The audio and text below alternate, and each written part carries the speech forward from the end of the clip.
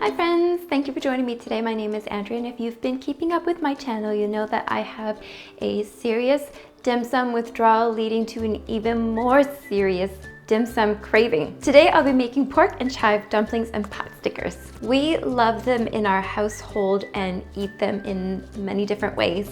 We prepare them beforehand for a quick lunch that's adaptable to be eaten in soup or pan fried with a nice dipping sauce.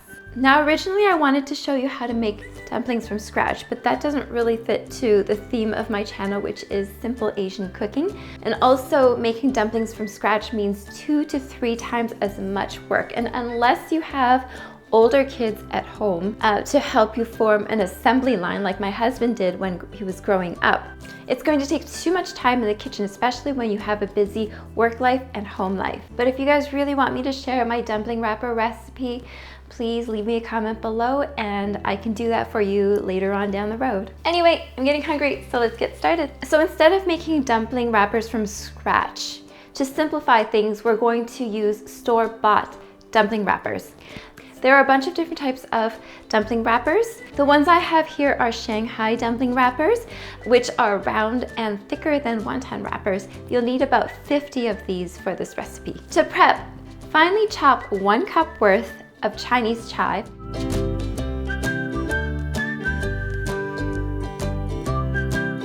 mince 2 cloves of garlic and half a tablespoon worth of ginger.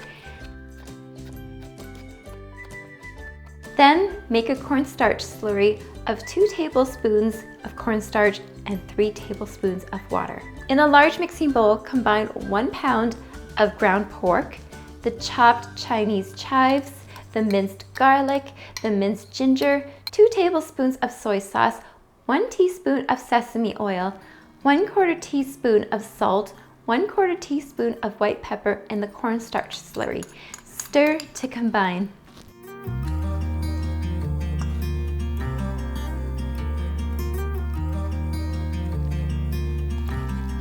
Next, scoop about half a tablespoon of filling and place it in the center of the wrapper. Wet the edges with water and fold to seal the dumpling.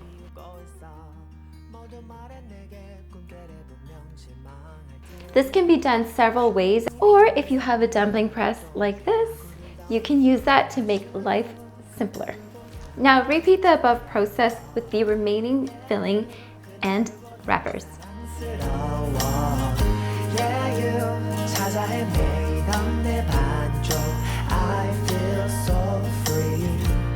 Oh my sweet baby.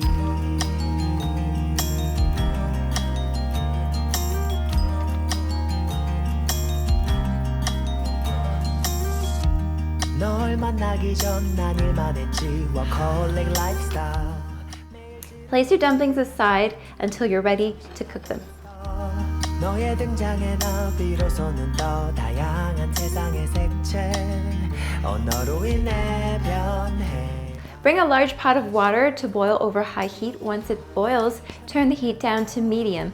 Drop the dumplings in batches of 8 to 10 and give a quick stir. Once the dumplings float to the top in about 3 to 5 minutes, they're cooked and you can scoop them out with a slotted spoon. Enjoy them as is or in some soup. You can make a simple soup by boiling chicken bones with aromatics like onion and ginger, and then add salt to taste. 울려 퍼지는 기타 들려주고 싶어 내 진심을 다 이미 알. To make pot stickers, heat 2 tablespoons of oil in a non-stick pan over medium heat. Add the dumplings to the pan evenly spaced apart.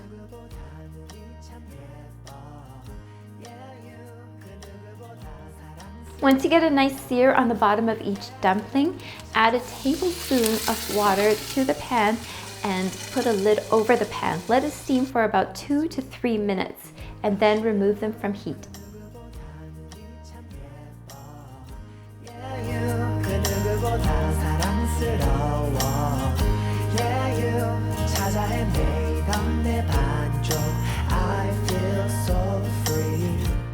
You can also air fry your dumplings. Preheat your air fryer for 5 minutes at 200 degrees Celsius or 400 degrees Fahrenheit.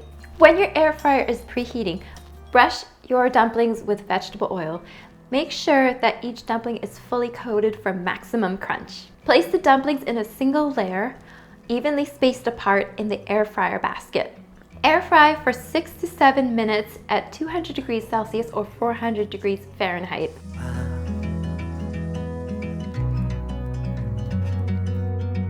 매일 보고 싶어.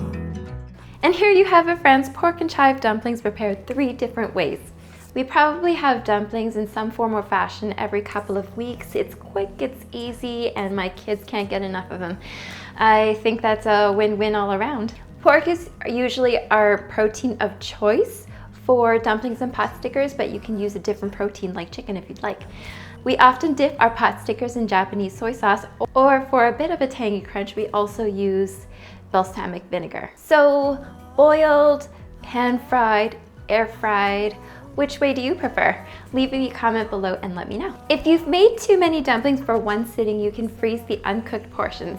Place them evenly spaced apart on a baking sheet lined with parchment paper. Freeze them for about 10 minutes before transferring them into a bag or a container to continue freezing to enjoy for another day. If you like my video, please click the like button and don't forget to subscribe for more fun and simple Asian food ideas.